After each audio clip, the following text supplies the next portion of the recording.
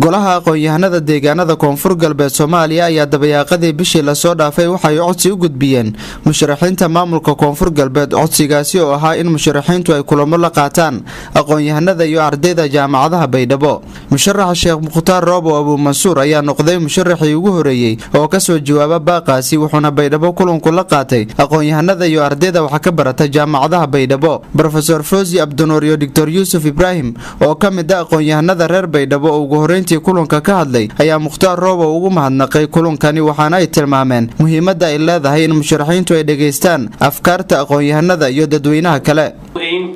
baahiye badanna qabeen maamul shaqaabkii saxiixina fadayeen in marne mar la kulamaan musharaxiinta codsigina hanjeedini musharaxiinta dhamaantiyo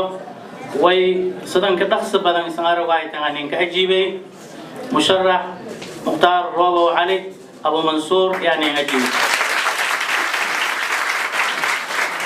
runahantii wal badan un eraano una siin sheegana ma qabna una geeka way dhamaantayna martangeena waana martaninka ah meelum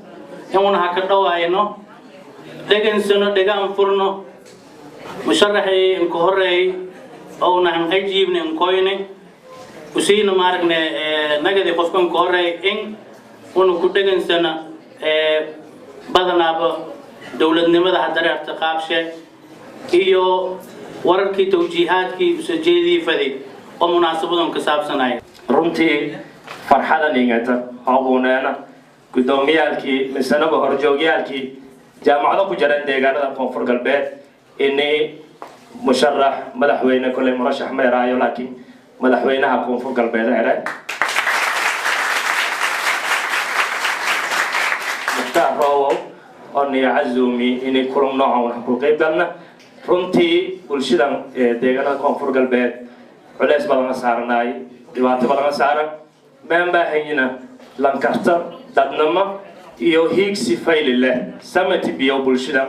Sheekh Mukhtaar Roobo Abu Mansuur ayaa hadal jeedintiisa boqolaal arday iyo aqoon-yahano hortooda waxa uu ku sheegay muhiimadda ay leedahay waxbarashada isagoona sheegay in haddii uu ku guuleysto kursiga madaxweynenimo ee maamulka koonfur galbeed diiradda uu saari doono tayeynta waxbarashada deegaanada koonfur galbeed sidoo kalena ardaydu ay qayb ka noqon doonaan horumarka deegaanka sidoo kalena aqoon-yahanada uu kala tashan doono talada maamulka.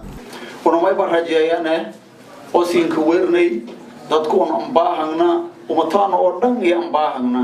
goonahaan mayba baahangna aqoonta iyo aqoon-yahanada soo hawada anka baahangna si lamid inuu nay hasra shahna dadkan ay kala tali madooran kooy oo codsaday howlun kooyn ari aqoon-yahanada iyo anka horeeyay dalabkaas iyo ku ajiibni iyo ummadka kalena la jarti maadaama yada atamay baasiin sheegay galabtu sigeedaayay insha Allah ta'ala hadii ana xilka koonfur galbeed ana ka guuleysada aanay maadaama asaatiidada aan ardaylay ana haado doona may waxa darsiyo isiyagna ana ha gudbi doona insha Allah ta'ala aqoon-yahanada deegaanka aan dhaladii dibadda jarane bodolka roogeena oo ana ka guuleysadina weero doona la talada doona saan dareerana saan dhaqdana may suubiyaanana doona insha Allah ta'ala may ba ogdina geeka ummata difaaciya baahanta cadawyo badan yaha ka duuli cadawyadaas badan may ba baahanya may ba doonne ay koonfur galbeed urka difaaca kor ay koonfur galbeed daranka difaaca kor ay koonfur galbeed may baahna doona ay koonfur galbeed urka difaaca kor ay koonfur galbeed daranka difaaca kor ay koonfur galbeed qorshika difaaca kor yaa doona insha Allah ta'ala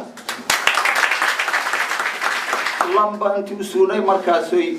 walku gobada kor iyo hoob aleera walku gobada doona.